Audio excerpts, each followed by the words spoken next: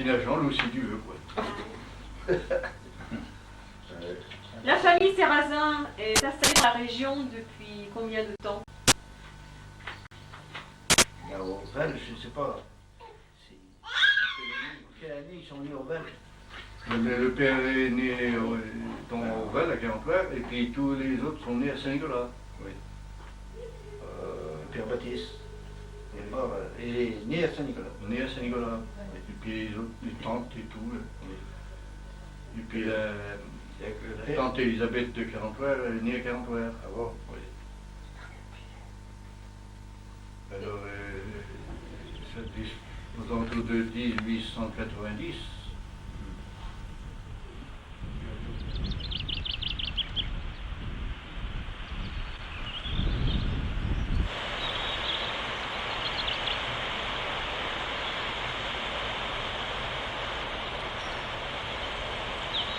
On peut y aller, hein? Oh, on va passer. Si, il y a des ruines, d'accord. Ah oui, il y a encore des saloperies. D'abord, c'est plein de ronds. Je sais Non, pas. vaut mieux réserver. Mais alors, quand est-ce que ce moulin a arrêté de produire de la farine alors? Après, sitôt la guerre. 45, 45, 6. Quand le tonton... Quand j'étais à faire mon service, moi. il marchait encore, non, oui. il marchait encore. Ouais. Alors 47. C'est l'année que t'es parti, toi? Oui, et puis Raymond, tout ça. Tous les gars ont parti. Alors il En dit à route. 47. Oui. Il n'a plus fonctionné. Et tout le temps de la guerre, il a marché à Et 100%. France Morin qui a pris la suite. Pas pour le moulin, il a pas de mais... naissance. Si, moulin Pour de lui. Bourret. Pour lui.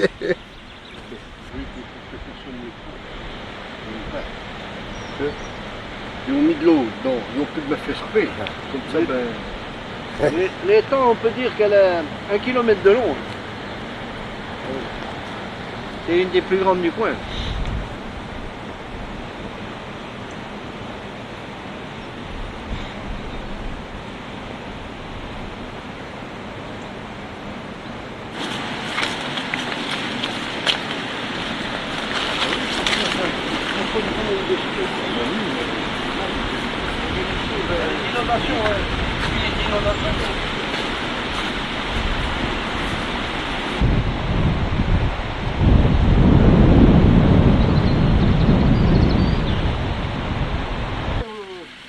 Vous reposez l'axe de la roue à haut. Ça va faire. Il va faire le bout de l'arbre là. Il y avait une trappe, il y a trappé parce qu'il est... Tout ça faisait partie du moulin.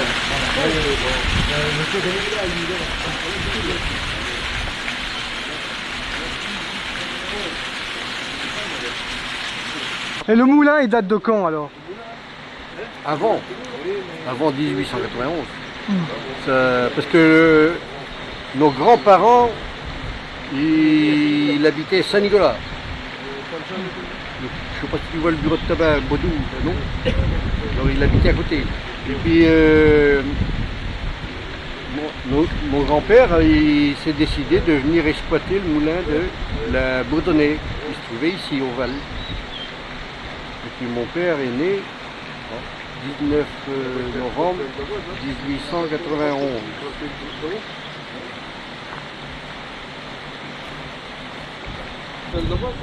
Si. Et puis par la suite, donc, le père il avait né.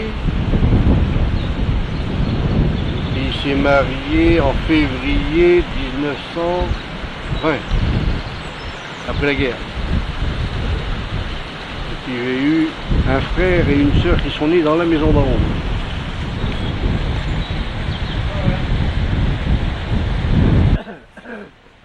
C'est la cabine téléphonique du coin alors?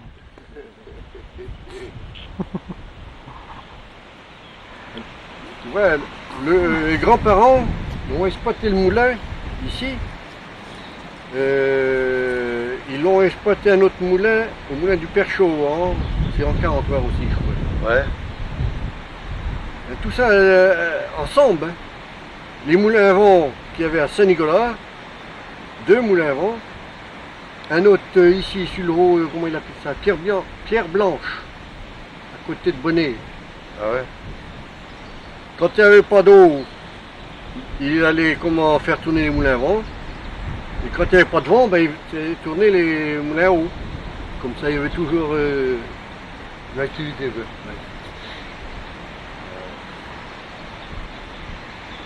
C'est pour évacuer la flotte, ça? C'est trop là où des rats. L'écurie là, dessous. L'écurie là en dessous. Tiens, quand on est dans le bois dessus. Couper les ronces là, tu vas aller voir dans le film. Belle gueule. Bon. Non. C'est celle qui servait à moudre les gaborets pour les animaux. Alors, et les gaborets qu'on appelle maintenant céréales secondaires. Et l'autre était pour la farine. Vous voyez là-bas. Farine à pain. Farine de meule. Vous apportez des poignées. Oui, mouture à blé, ça.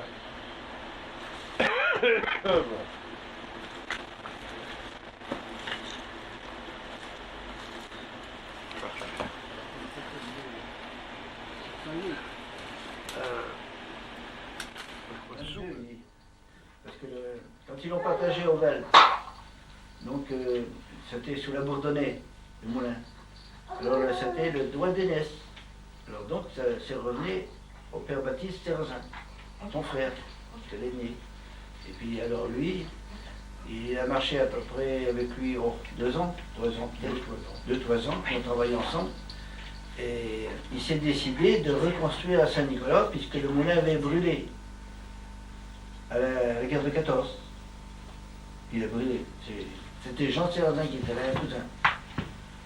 Et il a reconstruit tout, bâtiment et tout, donc en 1922. C'est de là qu'on est reparti. Il est né, nous sommes nés à Saint-Nicolas, mais ma soeur qui est à la Gacilly, Simone, est née à Carentoir. Et Roger, notre frère, qui a eu accident à Saint-Nicolas, avec un moteur, qui est décédé. Alors, c'est comme ça que... Donc Roger est né, lui, après. Donc, il est né en 32. 32. Oui.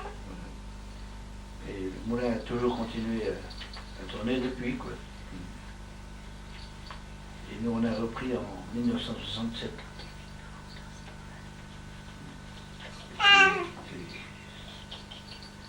Jusqu'à tant que Jean-Loup a repris. On a transformé 2 fois. On a monté pneumatique. Avant, il était avec une meule et un cylindre. On a transformé en 56, si je m'en souviens. Et on avait 2 appareils cloisonnés quand on faisait quand même 5 passages. Et après, nous, on a retransformé, on a mis 4 appareils. En plus gros débit, quoi. Parce qu'on voyait qu'il fallait faire plus si on veut gagner sa croûte. Maintenant, c'est ça. Et Jean-Loup, donc, maintenant, c'est lui qui dirige le moulin.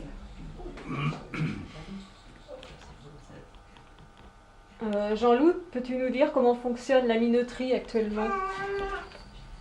Alors, ça sera vaste. Ouais, donc aujourd'hui c'est une mouture de blé noir. Et ce blé noir étant bien sec et de qualité, il faut tout au moins s'assurer s'il n'est pas moisi ou s'il n'a pas échauffé. Il faut toujours le sentir au préalable afin de le moudre. Il est donc déversé dans une trémie qui est remontée ensuite par les chaînes à godet.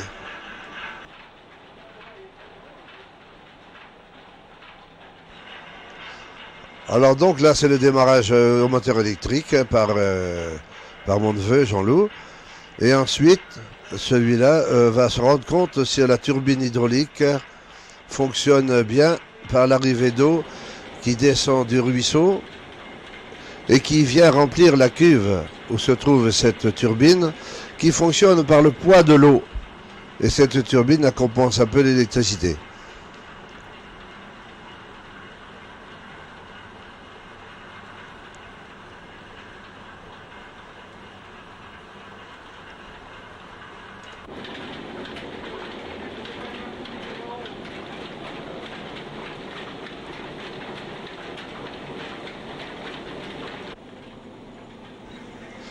La chaîne à godet ayant remonté tout le blé noir à l'étage supérieur, ce blé noir est nettoyé par un instrument qui a des grêles, différentes grêles, et qui et qui enlève toutes les impuretés de la matière.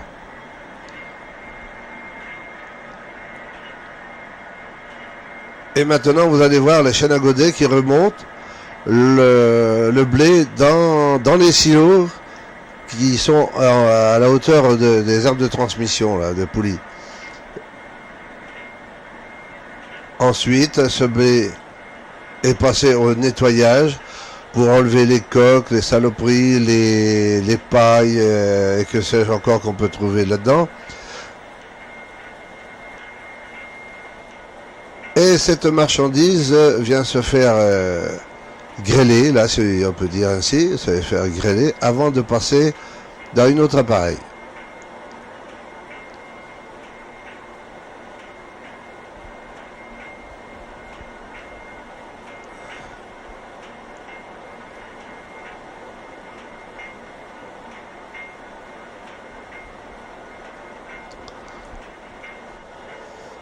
Et cet appareil qui s'appelle l'épierreur, le blé passe encore une fois de plus pour se faire sasser, hein, et on enlève toutes les impuretés de sable, de gravier, de cailloux, de tout ce qu'on peut imaginer. Et c'est pas simple, hein, parce que quand on n'a pas ces appareils, on peut écraser toutes sortes de pierres.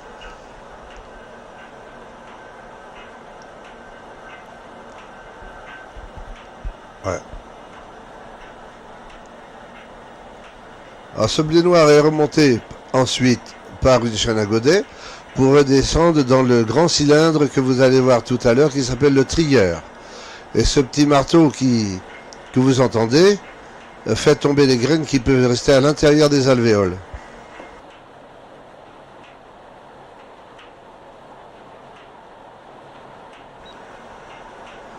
Voilà ce petit martelage que vous entendez toujours là sur le cylindre, qui fait tomber les graines qui éventuellement peuvent rester dans les alvéoles qui se trouvent à l'intérieur de ce cylindre. Et ce blé noir tombe ensuite dans une centrifugeuse qui est brossé, frotté et renvoyé dans une chaîne à godet ou une vis sans fin pour être stocké dans un silo. Alors là vous voyez la première coque du blé qui est grattée, qui est frottée pour que les impuretés n'existent plus.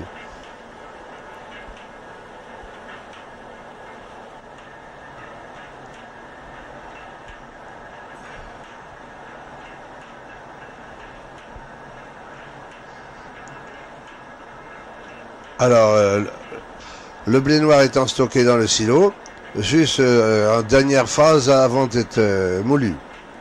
Alors, vous voyez, on regarde un peu la qualité, si c'est propre, si c'est beau, si ça convient bien. Et ensuite, pour savoir quel niveau de hauteur est le blé, on tapote comme ça pour savoir si c'est vide ou plein.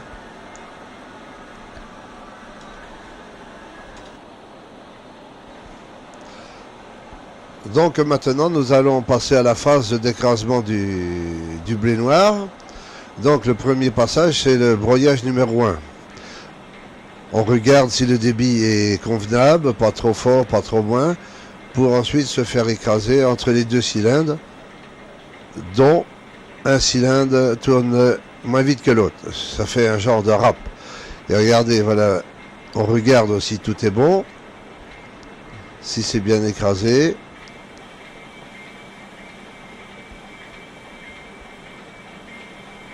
Et ensuite, vous allez voir la farine et la coque, mais tout est brut. Tout est brut à l'heure actuelle. Là. Ça vient d'être écrasé. Et voilà, on trouve de la farine, on trouve des coques, on trouve un peu de tout.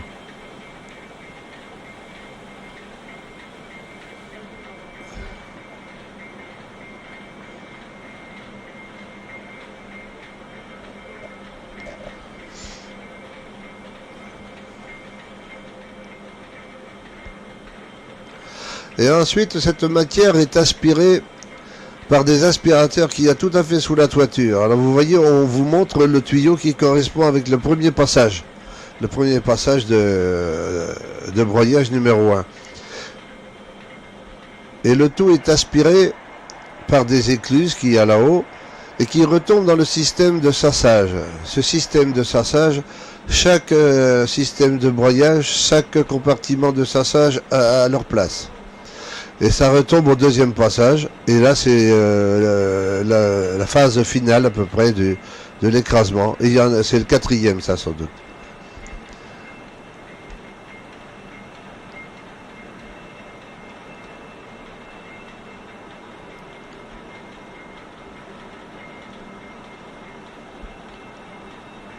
Alors autrement, dans les passages suivants, vous trouvez des semoules, des gruots de blé noir, comme des gruots de froment et tout, quand c'est la série du froment également. Et alors c'est recensé là-haut dans le système de excentrique là, et ça retombe encore dans d'autres compartiments à l'arrière de ces appareils. Voilà le système de sassage. Le contrôle peut s'effectuer aussi par des petites trappes qu'il y a au-dessous du planchistère là. Chaque compartiment, à chaque grosseur de semoule, de céréales et tout ça. Et ensuite, vous pourrez même voir, hein, on contrôle, on touche. Et on peut voir dans la partie à côté, la coque vraiment du blé noir qui est complètement terminée. Et voilà la coque donc que vous allez voir avant de partir dans la chambre à son.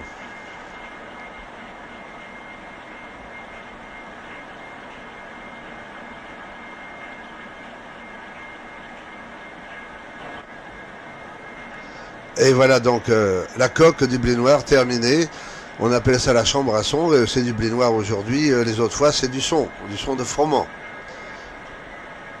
Et après ce boisseau-là, donc, c'est la chambre à son qu'on peut ensacher. Et voici donc la chambre à farine. La chambre à farine, c'est un silo en métal qui, à l'intérieur, comporte une vis sans fin pour mélanger la différente qualité et pour faire descendre ça dans les sacs au niveau inférieur.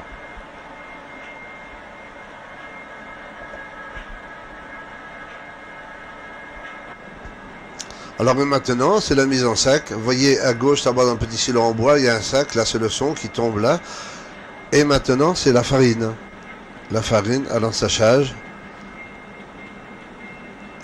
qui se vend même en grosse quantité et en petits sachets aussi.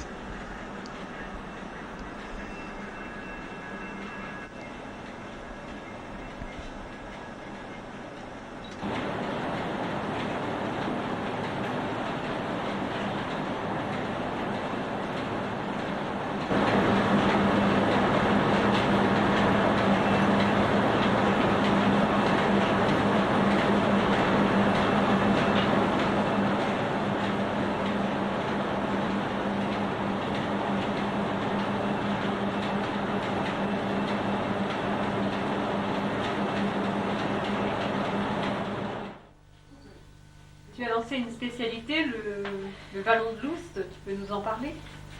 Oui, en 94, avec une association de boulangers qui justement s'appelle la Vallée de l'Oust, parce que l'Oust étant le cours d'eau qui passe dans le secteur. La Vallée de l'Oust voulait se démarquer un peu, puis relancer un petit peu une consommation de pain. Donc à ce moment-là, on s'est repenché sur les meules qui étaient toujours existantes au moulin pour sortir une farine ayant plus de goût. Et l'opération a bien réussi, ça a pris à peu près 1 an d'essai, le temps de chercher une marque aussi, parce que maintenant, pour avoir plus d'impact, ça se fait couramment de lancer une marque. Et le résultat a été très très positif, puisque ça a permis de sortir plus de farine d'essence, mais surtout de toucher plus de boulangeries. Parce que malgré qu'il y ait de moins en moins de moulins, la concurrence est de plus en plus dure, comme dans tous les milieux. Donc ça nous a permis de nous positionner, comme on dit, et regagner en notoriété, oui. On est connu maintenant pour les meules de pierre surtout, ce qui n'empêche pas par la suite de vendre de la farine blanche ordinaire, si on peut dire.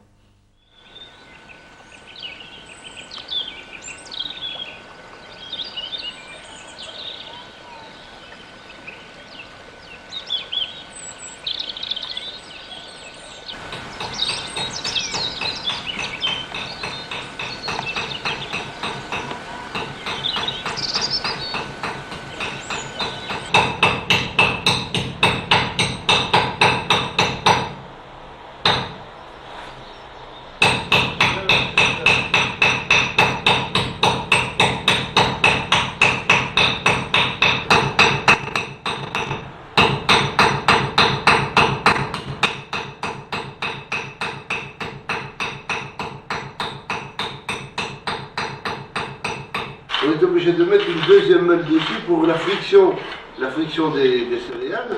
Et ensuite, toute cette mouture-là est conservée dans l'entourage qu'il y a ici.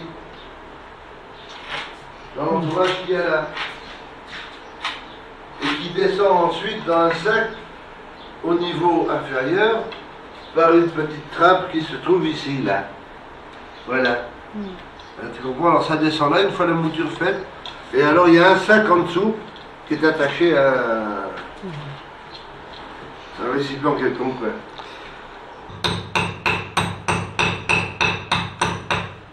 Alors là, vous êtes en train de refaire toutes les rainures alors. Ouais.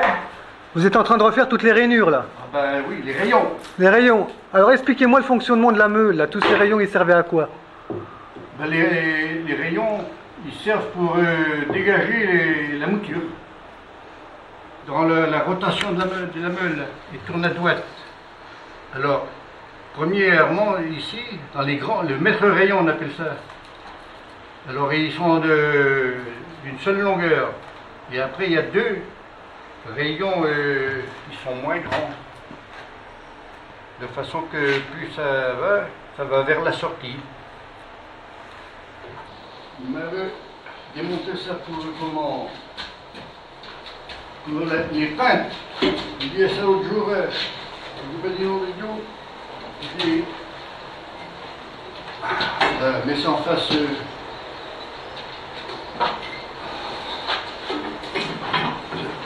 Je ne pouvais pas la sortir. On dit, je la levais bien, mais elle ne passait pas sous la poutre en béton en haut. Là.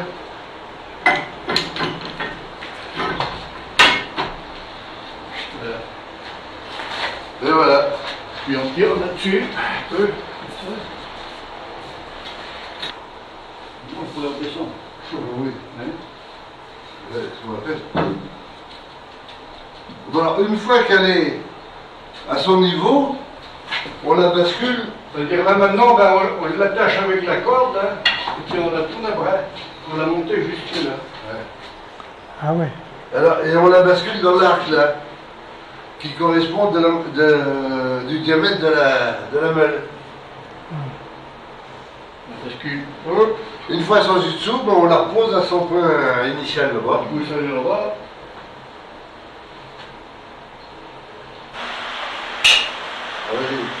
Cette partie-là est faite pour régler les deux meules, les approcher et les éloigner.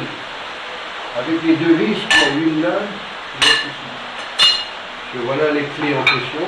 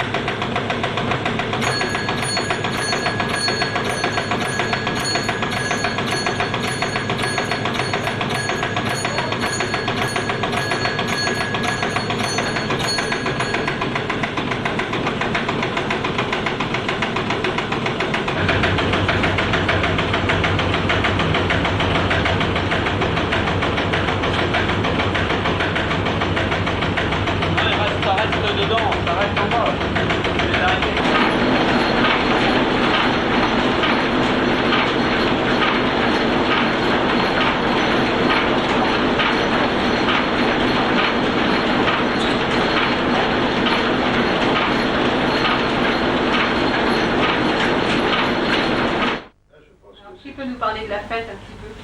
C'est un truc à conserver, peut-être parce que ça doit tellement bien depuis 26 ans, cette tombe. 29 ans. 29 ans sur table. Oui, 29 ans. On avait remis la loco qui était dans les ronces, si on veut dire. On l'avait délaissé, puis après on s'est décidé de refaire la fête des battages avec la loco. Et on a fusionné avec trois associations, la kermesse et le col, donc, le comité des fêtes et la fête des chasseurs. Et les trois associations, on a réussi à obtenir une grande fête de battage qui, on dit tous les ans que ça marche plus, mais ça marche toujours, on a la même quantité de monde. Et on continue. Alors ça fera 29 ans cette année.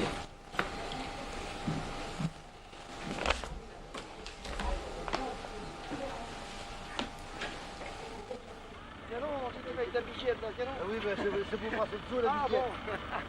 Alors, tiens, je le dis. Allez, va. La condition atmosphérique qui fait la nature. Et un micro, c'est comme une autre personne.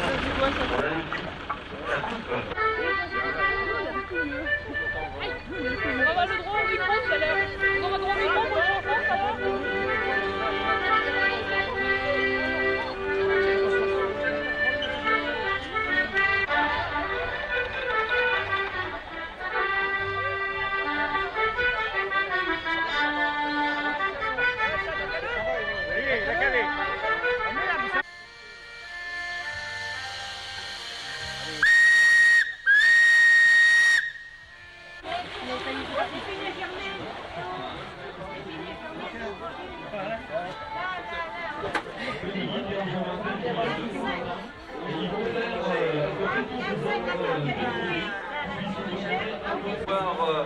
Leur métier, il y a un boulanger de Saint-Nicolas-du-Terre, bien entendu. Il y en a un de Carentoir, il y en a un de Peillac, et il y en a un de Côte-Quilan. Alors, Côte-Quilan, voilà, il est moins 20. Alors là, ils sont au travail déjà, c'est parti, ils sont en train de... On en est le flou, on en est la démarche pour faire le pas, on en est les tout à l'heure, on dit qu'il faut faire les pommes de terre pour les cuire, et puis on pouvait faire des rôtis de porc, cuire de la viande et faire le pain. Ils mangeaient sur le tas, ils travaillaient, ils faisaient la fête. Ah oui, d'accord, d'accord. Faut un coup là. T'as même dit ça parce que j'ai dit ça aux gens, c'est pas besoin ça. Chacun du front dans la main, puis hop, c'est parti. Vous partez avec les deux pigeons, vous vous débrouillez, après il n'y a pas de problème. Qui est intéressé?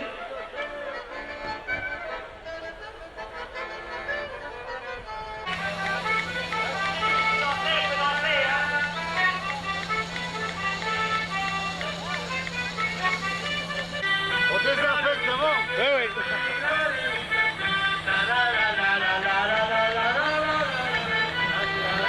Bien dedans. Ouais. Nous on chauffe pas dans les fermes, c'était... Ouais, oui, d'accord. C'est pas ça.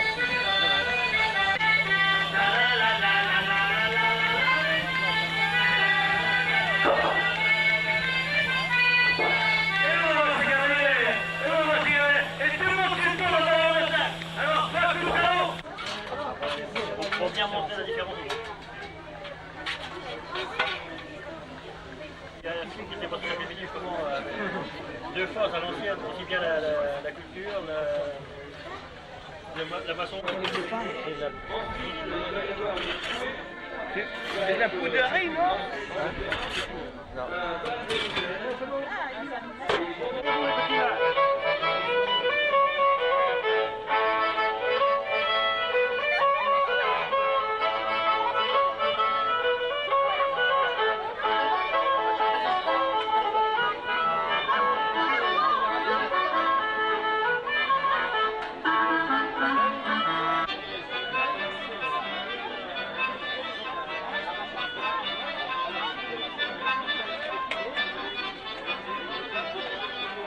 On l'attendait, il est chez amis. Attends, on va te mettre dedans là, tu vas voir si tu vas te... Ils peuvent pas se déchirer.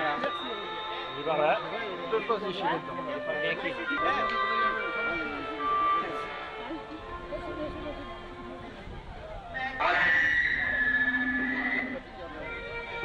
Du tir à la carabine.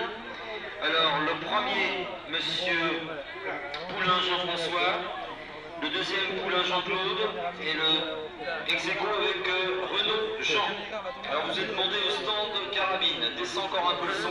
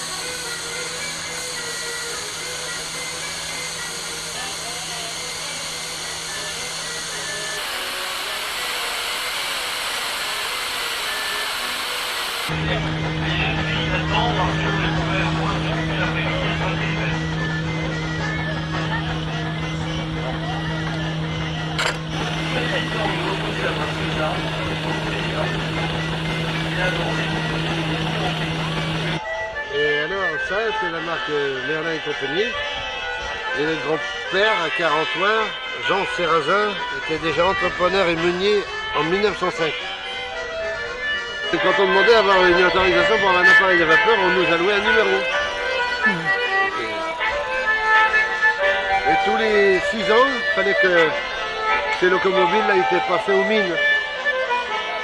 Alors, il est passé à froid, on les gonflait à froid avec l'eau. Et maintenant, c'est tous les ans. Sinon, ben, tu as sauté à la figure à tout le monde, là,